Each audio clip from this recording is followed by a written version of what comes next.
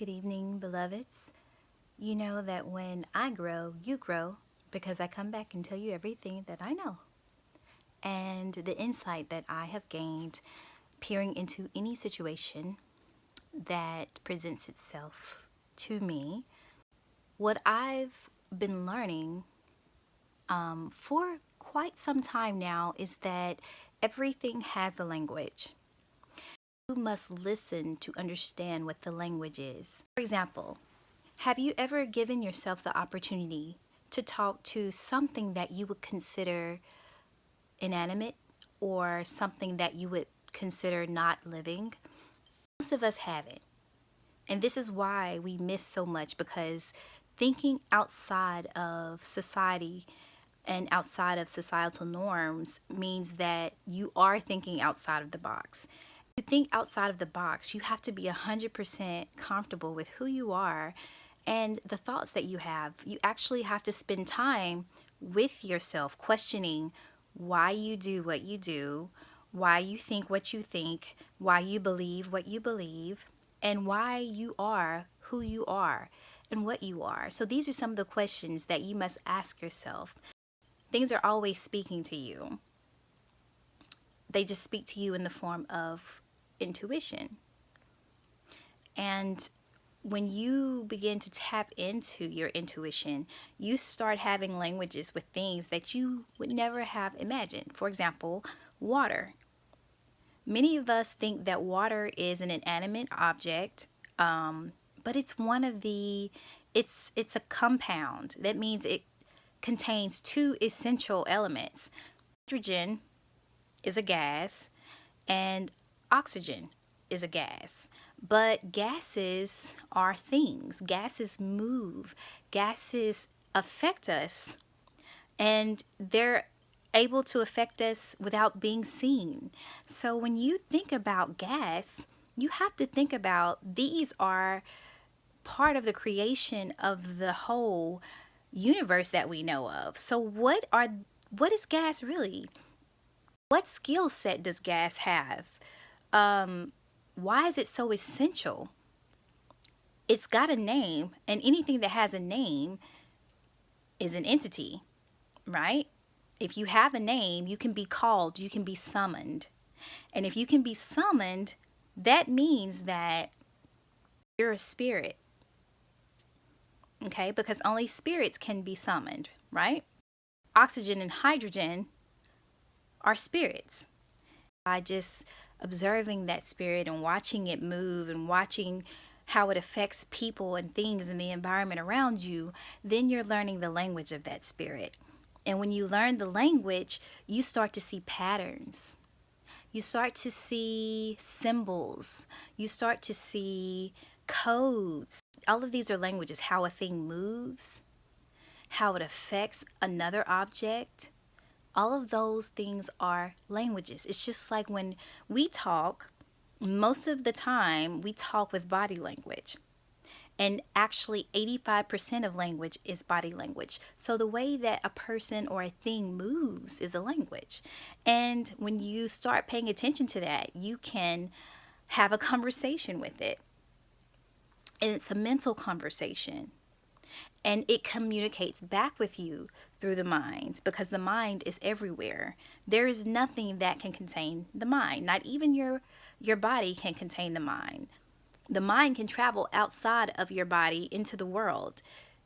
It can go to a whole different country without your body being there, based upon a memory or a picture of that country. It can travel in different places of your body. So the mind is everywhere and everything. And that's why that is the first Hermetic principle, is mentalism. The universe is mind. This is what we're learning today, is how to communicate with something that you wouldn't ordinarily communicate with, because you've been taught that it's not living. And so you think that you can only communicate with living things, when most of the things we consider not living is more alive than we are. Everything is aware. Everything has mind in it. because it had to come through the mind in order to become real, to be realized, to manifest. So, understanding this will expand your ability to communicate. It will expand your ability to receive, because anything that you communicate with, there's an exchange. That communication itself is an exchange, which means that you're giving something, you're giving energy to the object, and the object is giving energy back to you. And through that exchange is information or formation. And when you begin to line formations up, they become information. Come on, ladies, now let's get information. Yes, information just means that something is showing a pattern, and you're able to detect what that pattern is. When we say information, we're talking about how patterns flow and how it comes into us. And when it's information, it's a lot stronger than it is when it is chaotic. It's okay to imagine that something outside of what you call life is speaking to you. It's okay to have a conversation, an exchange with that quote unquote non-living thing. And that's because it's all living. There's no such thing as nothing that's not living. Life is eternal. That's why it's called life. Reach out to water. Reach out to fire. Reach out to the stars. Reach out to the moon. Reach out to trees, and reach out to plants and flowers. Reach out to anything in nature, because that's what everything is made with. So start with nature. Reach out to it and ask it, what are you saying? Help me understand your language. Help me understand what it is that you're telling me and what you want me to know. And could you please give me something that will help me become the best version of myself in this lifetime? Give me something that I can take with me to the next life. Give me something that helps me see who I am, know who I am. When you start asking for this information from a plant or an animal, you find that it communicates back to you through like symbols, or through a movement, or through signs. Something that's unordinary, something may happen that hardly ever happens. And those are also forms of communication. So those signs are letting things know that you are paying attention, okay? And then they start sending things more frequently because they know that you're paying attention. And pretty soon, when they keep sending things, you'll start to get it. You'll start to put it in sequence. And in sequence, it's in formation.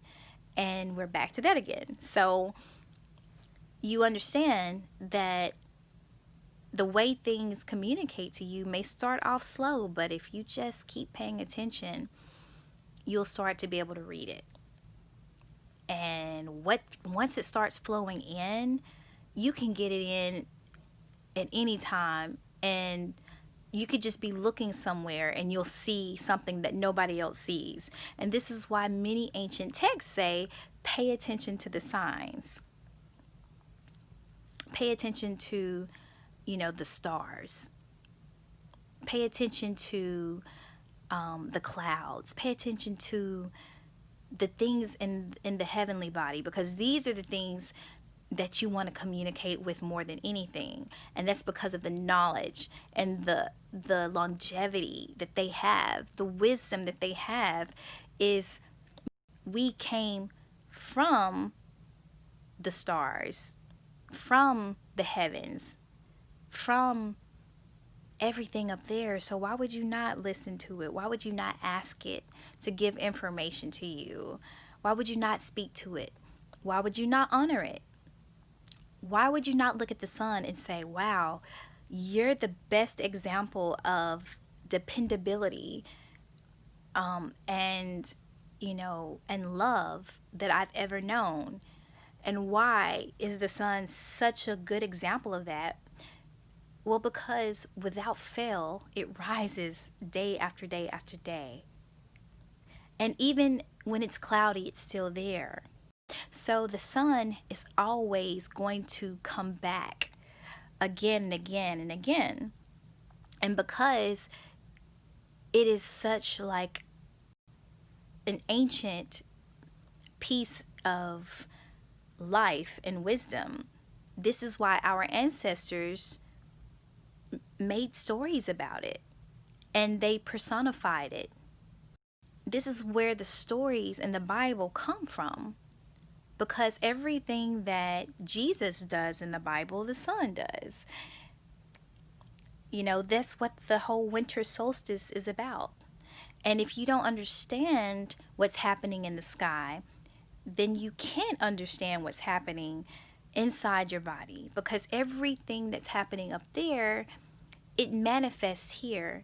And that's why our ancestors, they always quoted as above, so below. Go back and read the Bible. Go back and read these ancient scrolls and pamphlets and tablets with an open eye and an open heart, and you ask it to communicate with you, it will reveal its secrets. Everything reveals its secrets. Earth reveals her mysteries to you when you begin to tap in to nature.